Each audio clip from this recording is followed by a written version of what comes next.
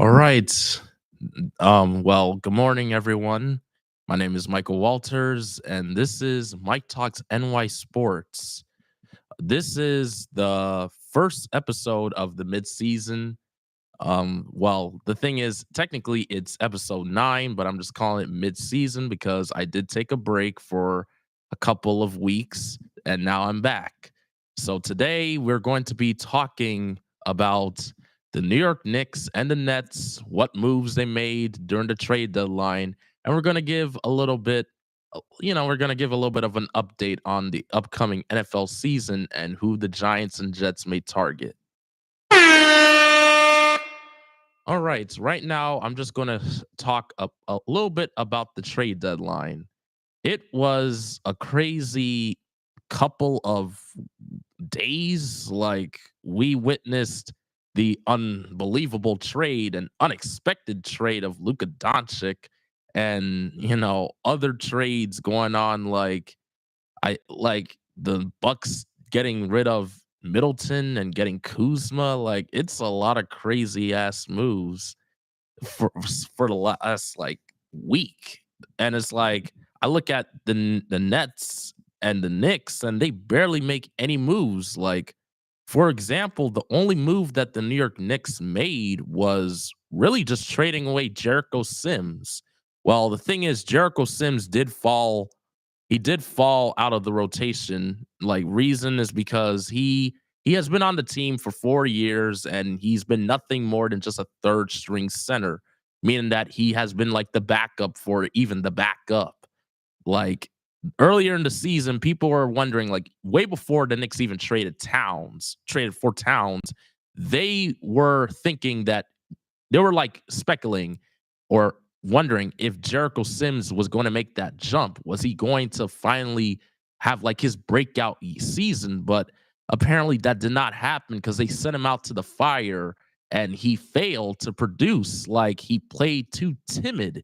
He played like a little puppy on defense. Like, he was afraid to score. And I'm like, this is not the same Jericho Sims he saw previous seasons ago, where he was the high flying dunker, even appearing in the dunk contest, even though his dunks were kind of whack. But it's like, still, he was more energetic. But it's like now his mood was kind of dead. And it's like the Knicks, they realize, you know what, he's not the answer at center. So they started reducing his minutes and they started playing more players like Precious Achua and Ariel Huckporty, who was just recently the last pick in the draft previously. So it's like I it was just time for him to go. So, and I see that they did trade him to the Milwaukee Bucks. Well, hopefully Doc Rivers could get him into shape. We don't know, but I wish him all the best in his adventures. And the person that they got for him, it is a dude who has been in the league for 10 years, and this is his 10th season. Well, 10th team within his 10 years in the league. And I'm like, oh my God. I'm like, you really, I get it. You trade a back of the bench player for another bum. But I would not really call him a bum because he actually played decent. It's just this season when he was on the Bucks, he played terrible.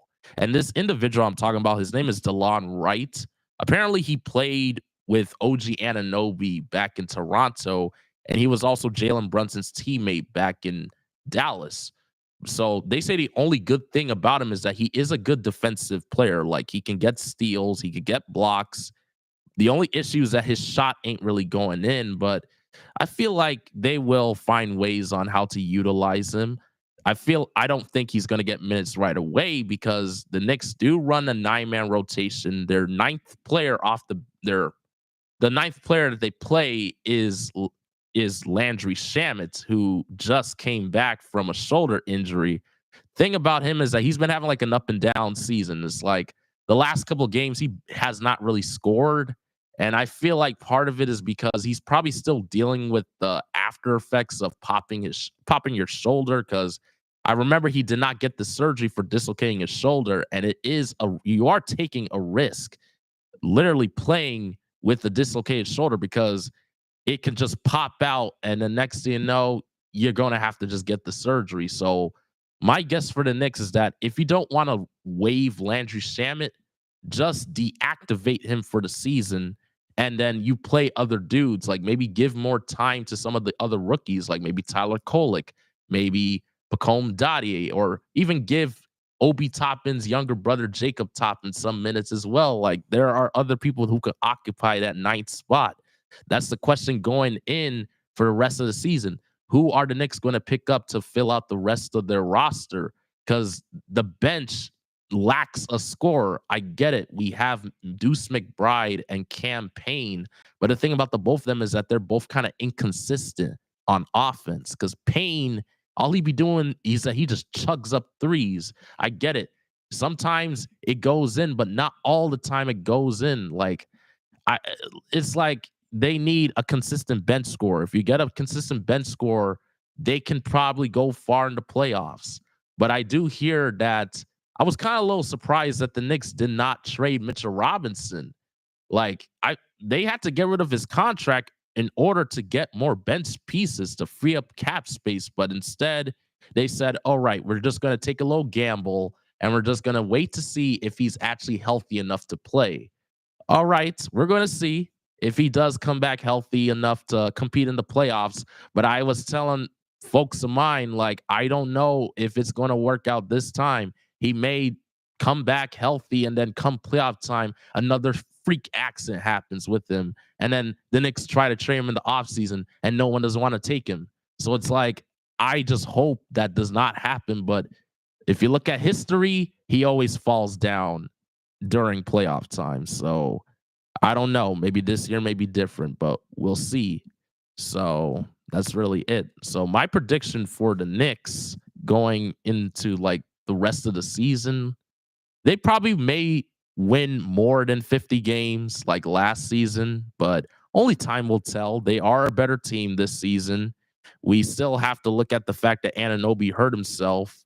Like that foot sprain that he got against the Lakers. I was watching that game. It was horrific. It's like he catches the ball, and next thing you know, you hear him scream. And I'm like, oh my God. I'm like, he's always hurt.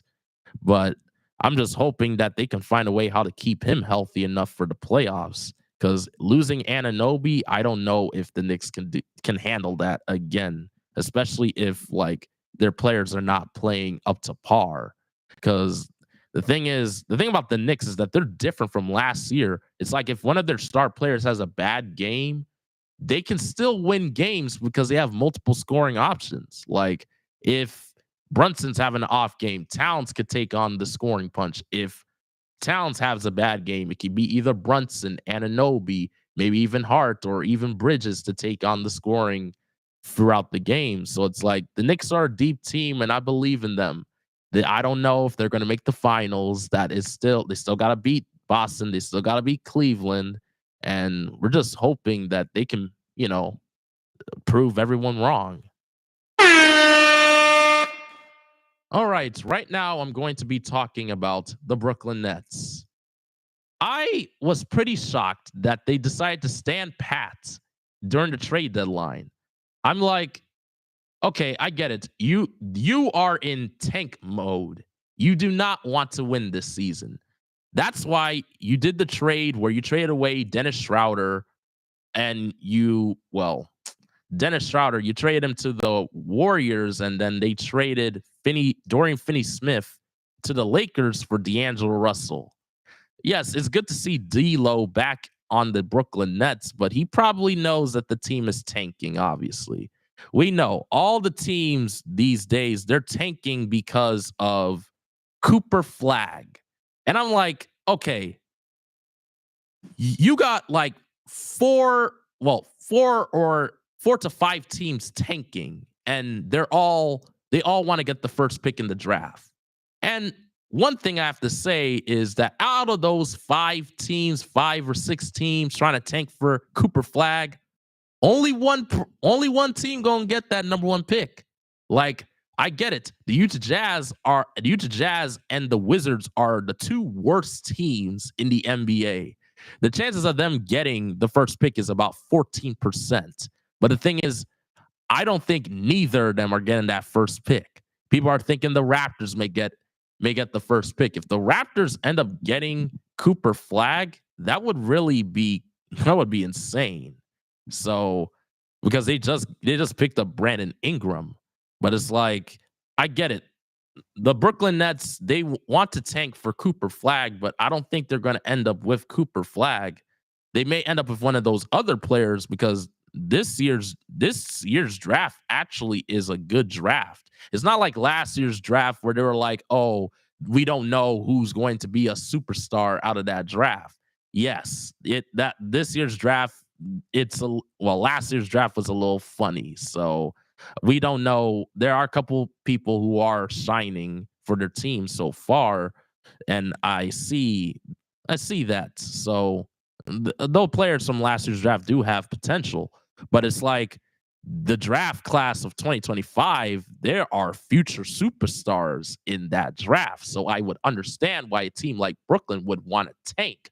But still, even if you're in tank mode, you should still try to at least win a couple of games because yeah, we get it. You're no longer the Kings of New York like how you were for like a season or two. But now you could just build on the future. But I do hear that they are working to buying out Ben Simmons out of his contract. And I'm like, you should have done that since last season. Like, you waited until now to decide to buy him out of his contract. Like, Ben Simmons is making an atrocious, I think it's like 45 million this season. And I'm like, he doesn't even deserve that. Like, with the way he be playing, no. But yes, it's good to see that they're finally deciding to just get rid of him and let him go elsewhere. Like, there are rumors saying that the Cleveland Cavaliers and the Boston Celtics are like the two teams that are high on him. And I'm like, okay, why do you want to pick up a man like Ben Simmons? You realize that this dude, he plays very passive on defense and very passive on offense. So it's like, why do you need him? You need him because of height, because of size? Like what? Like, I don't know. But maybe him playing for a team like the Celtics may help, but I don't know. I feel like it may backfire. So I don't know. We'll see what happens with Ben Simmons. And another thing that I was surprised with is that the Brooklyn Nets, they wanted to trade Cam Johnson, but they ended up keeping him. I don't know. I feel like it's because Cam Johnson is their best player. Cam Thomas is one of their best players, but he is a hothead. He just wants to shoot the ball and not pass it to his teammates. I'm surprised they did not even trade him. Maybe they may trade him in the offseason because I don't see him with the Brooklyn Nets after this season.